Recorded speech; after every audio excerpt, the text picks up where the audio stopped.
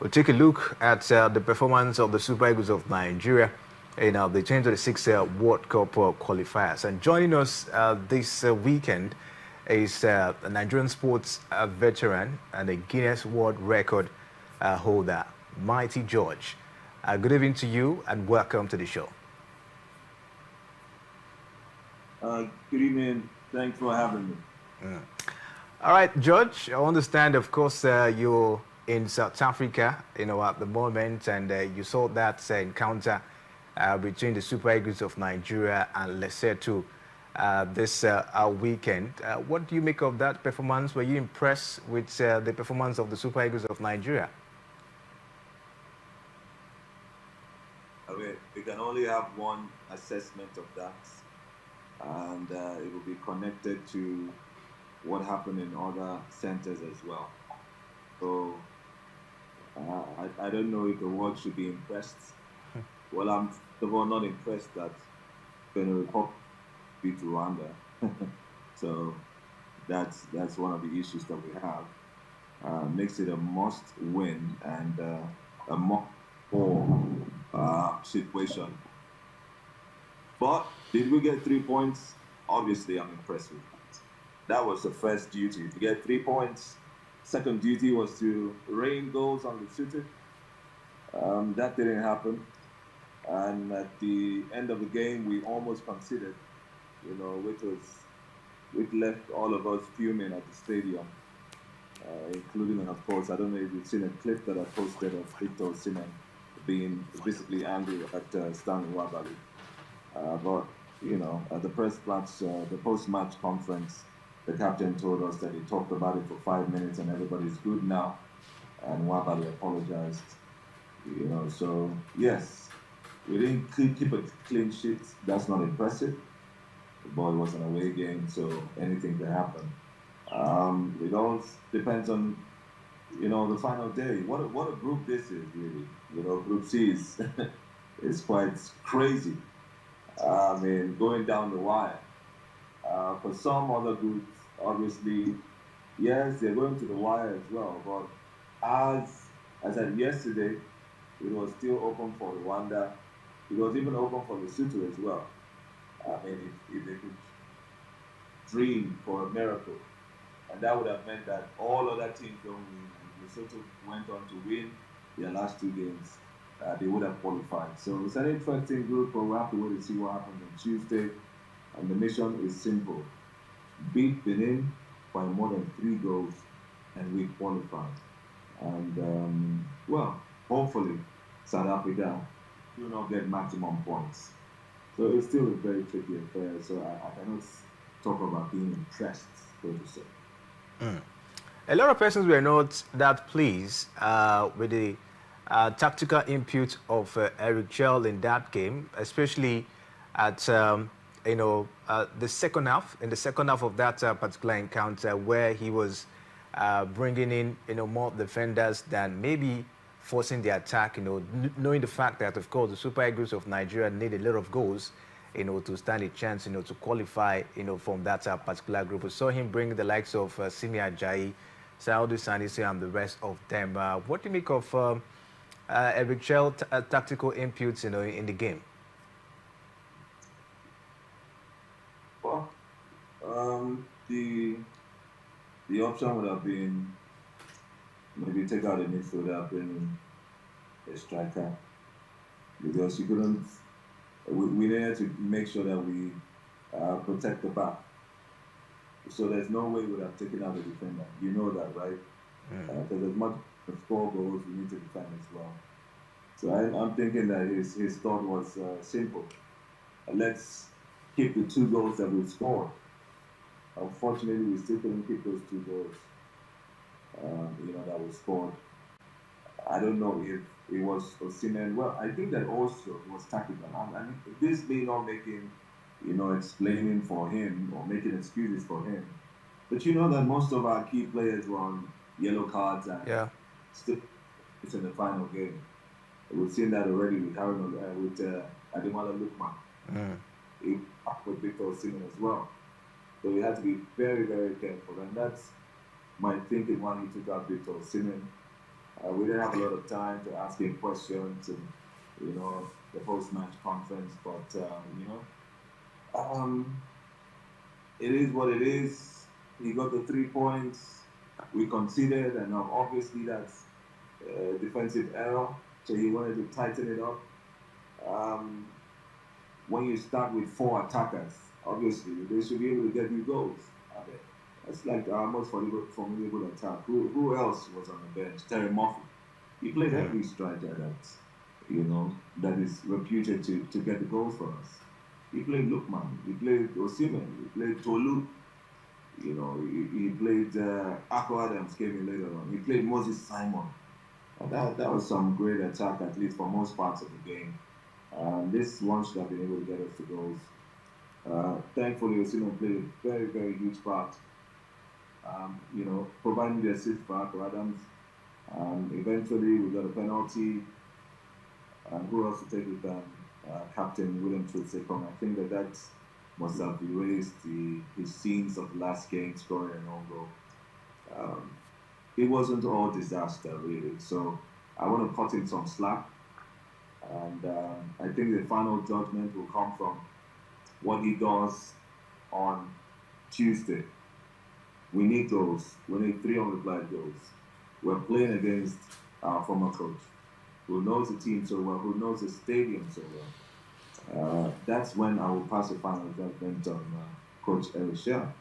What do you do when we need lots of goals? That's a good question, and we hope that it's answered very well that time. You talked about, some of the players, having yellow cards, and they have to be careful in that particular one. Demola Lukman, of course, was given a yellow card, and courtesy of that one, he won't be able to play against Benin Republic. Will his absence, affect the team performance on Tuesday? I don't think so. I mean, as much as he troubled, rattled the back line there, I don't think that he, with all due respect to him, really contributed much. I think he was very evident of the fact that he was on a yellow card. Our guys were just playing very carefully to avoid any sort of mishap. So I don't think he's going to be missed. His absence is an opportunity for someone else. Our problem was that, we didn't get it right. There was no right winger in that game. Eric Shell just improvised. And he worked out well, thankfully. So, let's see how it goes, really. Let's see how it goes. But I don't think we're going to miss him that much. It was someone like Osimhen. Then, with all due respect to Lukman, it was Osimhen who was, his job is to get those goals in. I know he would have been a problem. You can see the contributions of Osimhen. Yeah. He came for many times. He was denied by the upright. And he provided that assist. I mean, that's like a quality assist. Everyone's talking about Akko Adams goal, but you need to really talk about that pass from Victor Osimhen. It was sublime, and Akko was there at the right time. Oh, what a great time to score your debut goal! His pictures and faces on all the blogs and sites right now. It's just God. But yeah, I think that the absence of it, I think one Lukman will have some players step up. Some Nigerians are not pleased with those errors, from Stanley Nwabali. A lot of persons are saying that Nwabali is not really living up to expectation, as it stands, that he needed competition, that the other goalkeepers should step up, the likes of Maduka Okoye and Omas of Basiki, that they should step up their game. That Maduka, of course, I beg your pardon, Stanley Nwabali needed competition at this point in time. Do you agree?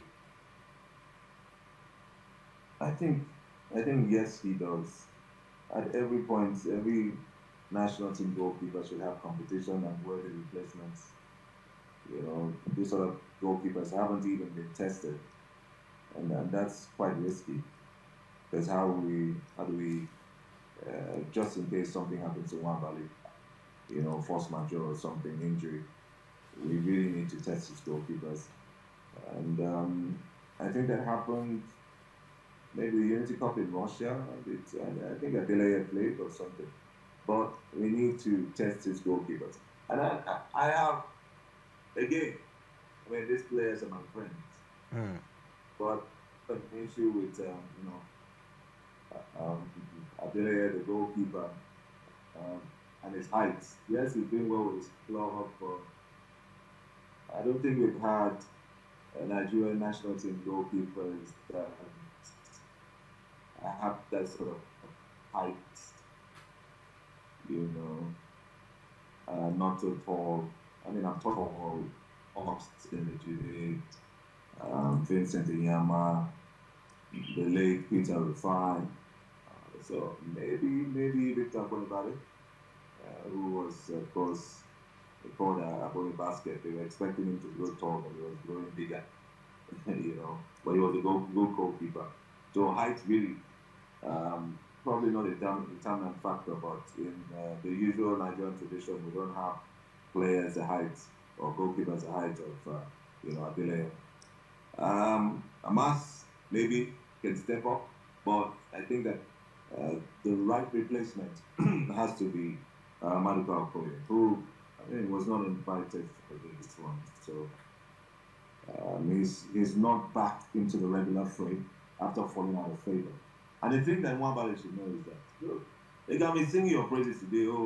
This Nwabali can save the economy, can save the relationship.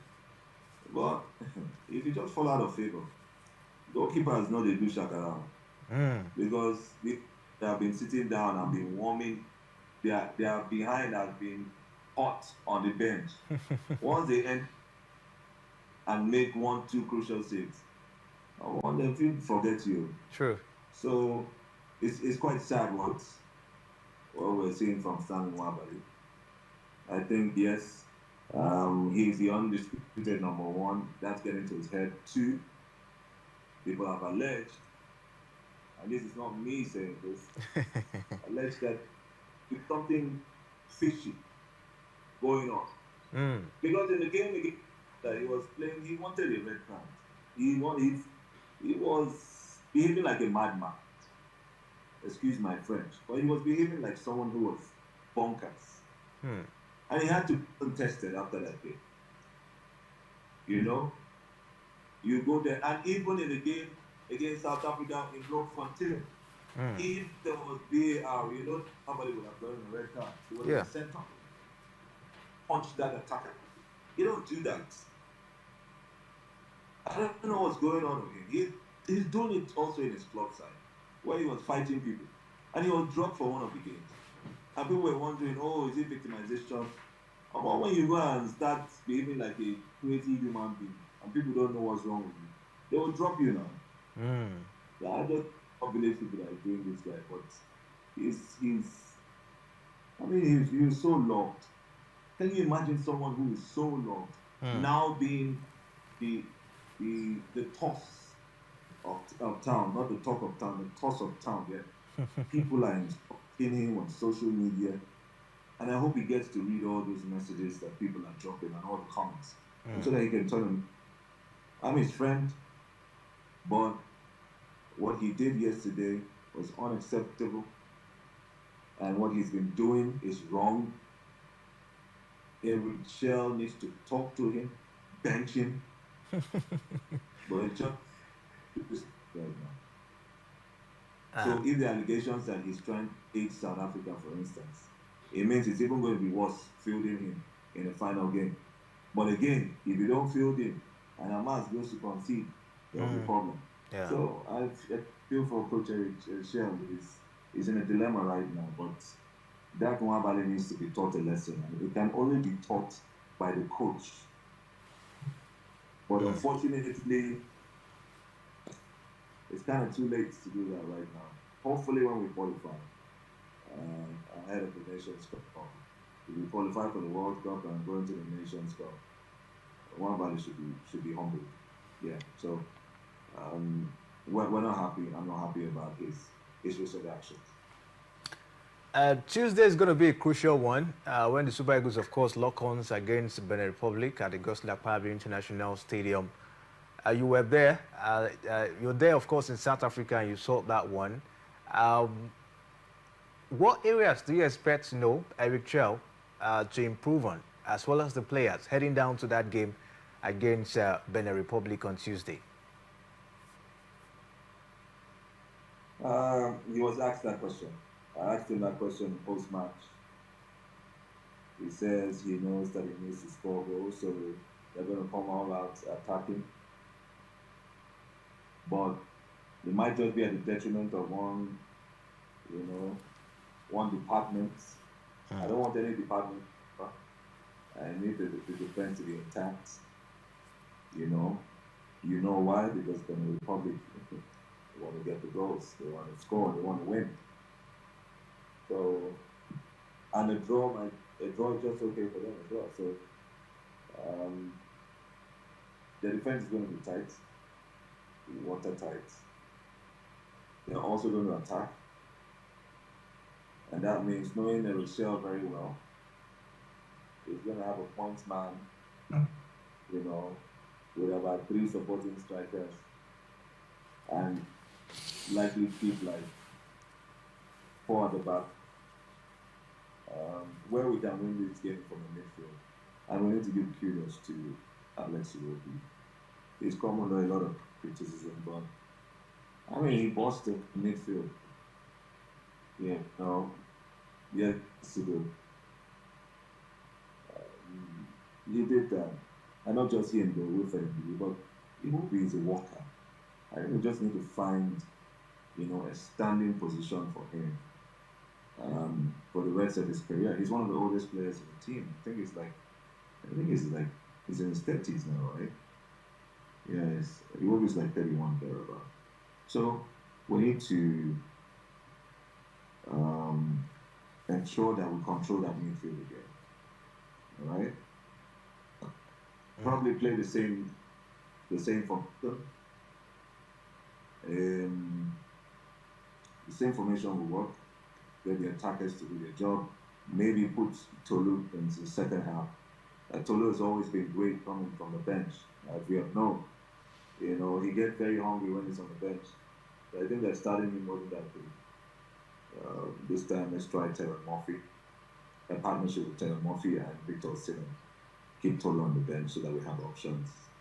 But that defense must also be very tight, because the Beninois are going to try to penetrate that. While that is being done, let's make sure that the midfield is solid. That holding role played by Iwobi should be sacrosanct. So I think the same squad, same formation, but drop Tolu on the bench, put Terry Murphy. Young man might have some goals in him. I haven't seen him in a long while. I remember when he was brought on at the 2023 AFCON. He showed brilliance, scored, even took a decisive penalty. That should be. I'm okay with the formation, but just substitute Tolu for Terry Murphy, because we need more bite in the attack, and then bring in Tolu later on. Yeah, and of course keep the captain. I must commend him. He had a lot of balls, agreeing to be included in the starting lineup of that game. I mean, it had to be so. For a man who was trying to redeem himself, and probably our most important, player after Victor Osimhen.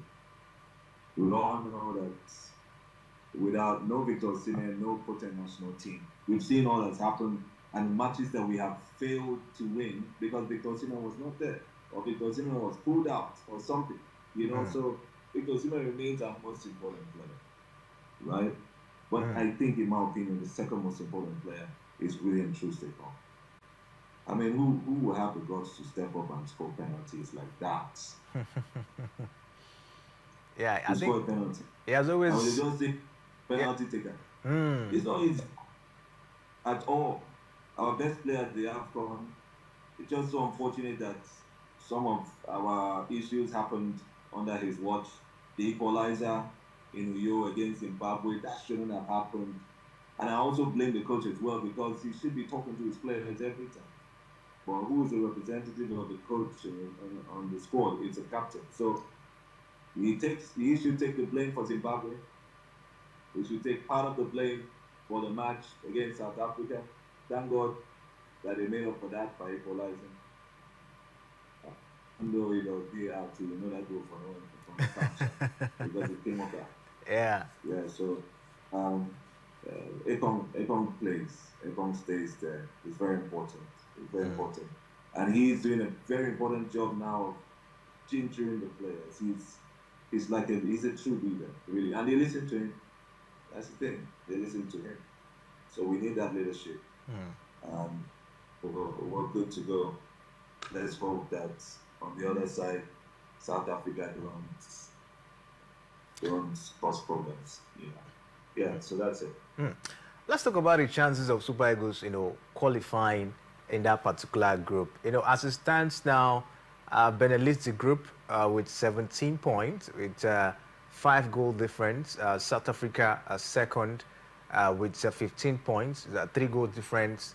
Nigeria at 14, the third on the log with 14 points, with 3-goal difference, as it stands. So, you take a look at it as it stands. Nigeria need to score about 2 to 3 goals, to stand a very good chance of qualifying, no matter what happened in the other games in that group. And that's been the question.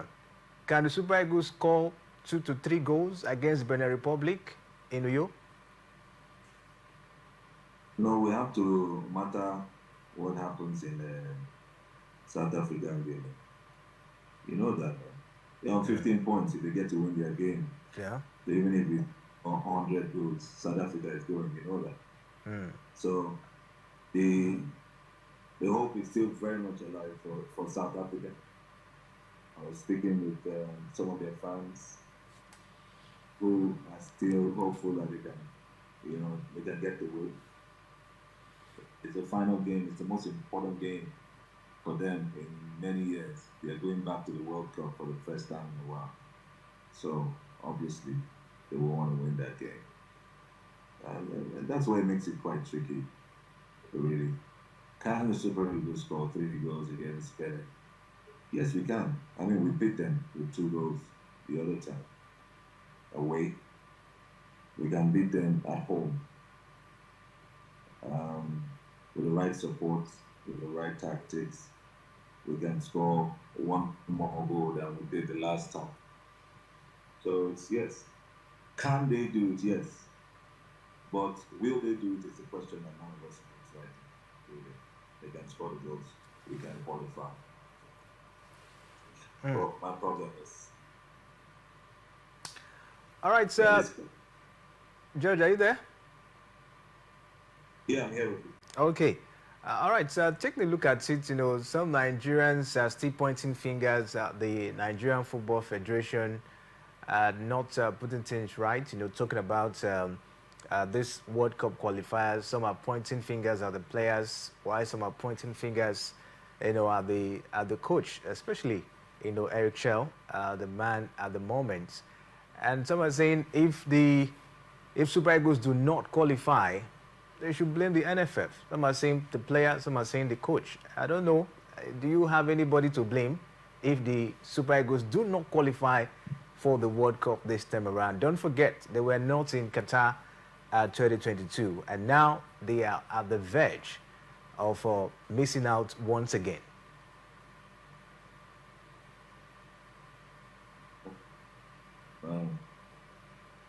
So as we speak like Nigeria won't qualify, because we don't know that yet.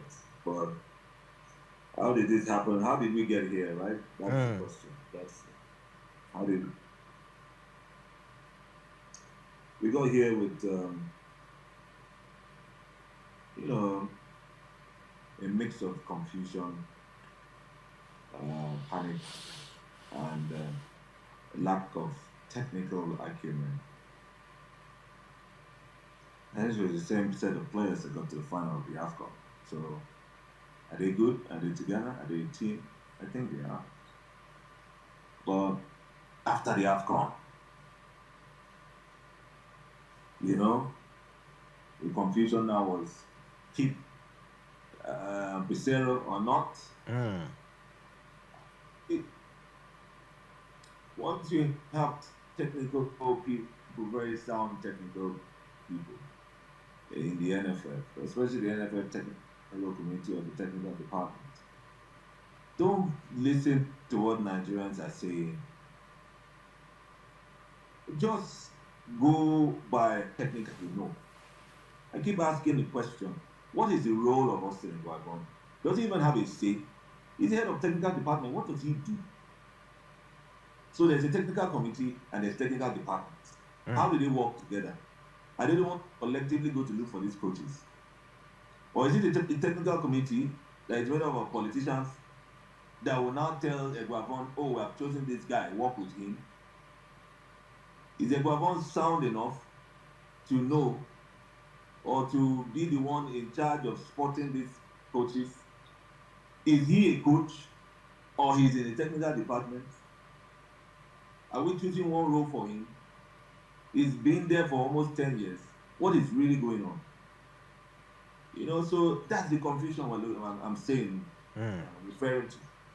So, Pissarro stay or go? They said he should go because, I mean, the man got to the final of the AFCON. He has an MON. His price will go up now. Because you're supposed Definitely. to asking you to top up something. It is a, you could all say, use that like that. MON now. Yeah.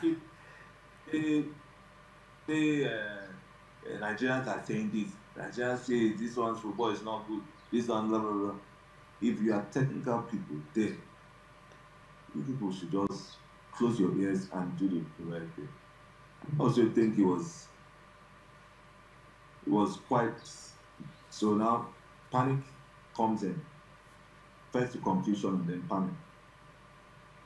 You panic. The qualifiers are coming up, World Cup qualifiers. Okay. Okay, how do we now do this thing now? Nigerians are saying, no. Is that. Give these people a chance. Before you know, you wasted so much time in the first place. To replace the coach. How long did they use before they replaced coach? You tell. And at the end of the day, you now told us, about Finidi George. You appoint Finidi George just weeks before qualifiers. What's going on? So that happened, and yes, the mix of that is lack of technical acumen. The coaches that we brought weren't necessarily the right choices. Finidi was a result of giving local coaches a chance, but was he that sound? And did he have the managerial capacity for the senior national team? Yes, I get him before no people but you. You know, great player, Champions League. One of Nigeria's, in fact, first 11 in Real Betis, big time player, respected in Europe as a football player. But as a coach, unfortunately, his CV could only, you could only just see him on his CV. And the youth coach of Real Betis, which is different. Managing the national team. Who told you that when Mourinho comes to coach a country that he will be successful? It's not, it doesn't follow. So it wasn't the right choice. And at the point where they were even thinking of someone who had the experience before, which is Emmanuel Munike. Experience is very important. Why do you think when you go to apply for it, there you are, you must have such experience? Because you know you had player manager encounters as a manager. This is an Amunike that has progressed through the ranks. Under 17, when they won it, he managed Osimhen. He's Osimhen's Oga. He gave Osimhen the chance to start up. And he's a guy that knows what it means also to manage national teams. Finidi didn't have that. You said because Finidi just worked with Pissarro. I was speaking in Spanish that Pissarro was speaking. That qualified him. Even a Pesero too. You brought him after a very long time. After still thinking whether you should bring him. You employed him, you left him, got a Guabon, take us to Nations Cup and try to qualify us. When Guabon could not qualify us for World Cup and take us to Nations and crashed out at Nations Cup, you came back to Pesero again and say, come and do it. The man now tried his best, with the players too. They got to the final. The man is now asking, increase my money. You say you don't agree. You don't go and bring Finidi because you say Finidi has learned from him. And another person that is causing confusion here is Amadou Penny. Amadou Penny still has a say in all of this. He wants to advise him. He advises the NFL president. I know, let the NFL president not be ungrateful that this man helped me win the election. This man was my guy.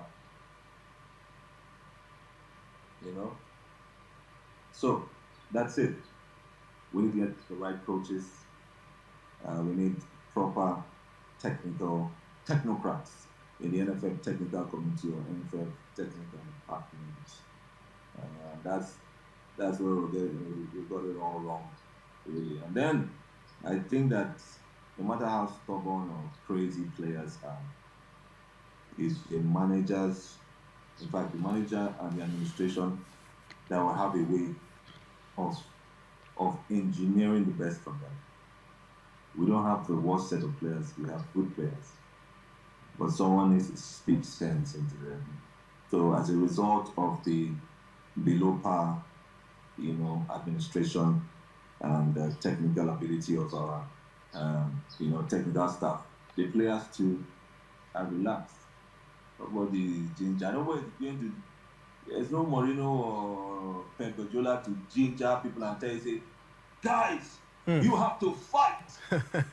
You need it. There's a different thing. Oh, guys, welcome. Okay, let's kick the ball. We need to do. Let's go and do this. Then coach will go tell you, say, look, I have not been known to lose. Unfortunately, this year I've been known to lose. He crashed out of the quarterfinals. So I don't know what motivation he wants to get. He hasn't won anything in his career. That's the problem. So what are you going to tell these boys? Go and get someone that has won something, that speaks sense into them. And the only people that will do that is the NFL. So everybody carries the blame. Thank you very much. All right. Thank you very much, for that one, Judge. And of course, it's been an impressive, time, getting to hear you talk about the Super Eagles of Nigeria. And at this point, of course, we understand you actually put up a new record. Before we let you go, let's just know how you are enjoying this one. I think you had the longest radio talk show for about, I think, 109 hours or so. How has it been so far with this latest achievement for you? Yeah, I mean, we thank God. People are the ones that are supposed to celebrate people like us now, not in the field. We're trying our best. Only the one that cook right, because not too like food. Now that one, gala. We waited. Well, shout out to you, the Basi, of course. She's my sister from Akwa Ibom. And indirectly, I think she's also an inspiration to some of us as well. But I did mine to mark a milestone on radio, which is 20 years. It's been 20 years since I first walked into a radio station in 2005 in Abuja. It was called Crowder Radio. So I just thought about something spectacular to do to celebrate this, and the world record. And today we have it. Thankfully, by the grace of God, I am an inclusive book of amazing people. Right, so they call us officially amazing. You know what that means? As a Guinness World Record holder, you have, probably like a passport to the world. And so I could travel around the world with my newfound pedigree. And I give all thanks to God and my team and my family as well. It wasn't easy. Talking for 5 hours, that's 5 days and 4 nights I didn't sleep. You guys, if you recognize the worth of what I've done, I mean, we should be celebrating people like me more. Because what I did was not just keep talking. I mean, the Guinness World Records are very thorough people. That's why they don't just give anybody Okay. yeah, Yeah. yeah. They had to dig deep into why I was doing this. They had to even listen if it made sense. It's not like this guy was blabbing 105 hours. We delved into different departments, different sectors, politics, agriculture, business, health, ICT.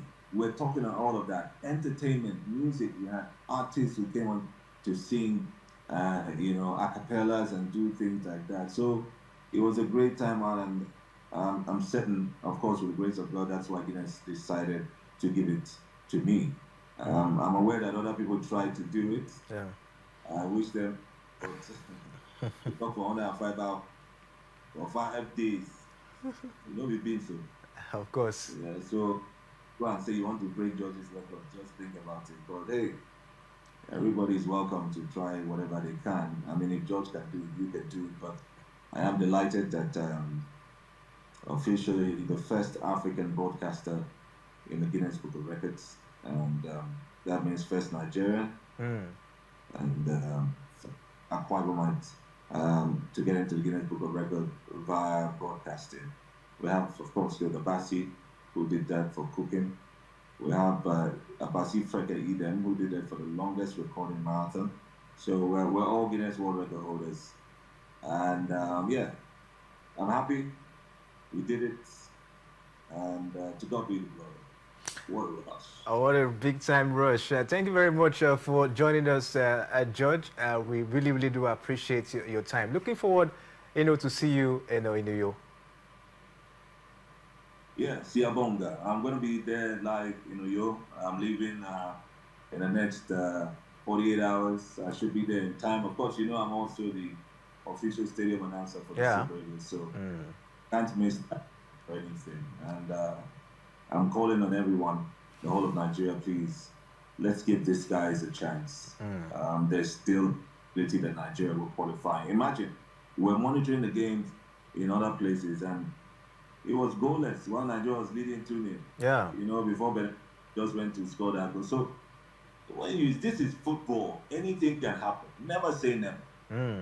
I remember trying to qualify for the 2002 World Cup as well. If you listen to Olise's story, he will tell you that we were 5 points behind Liberia with 2 matches to go.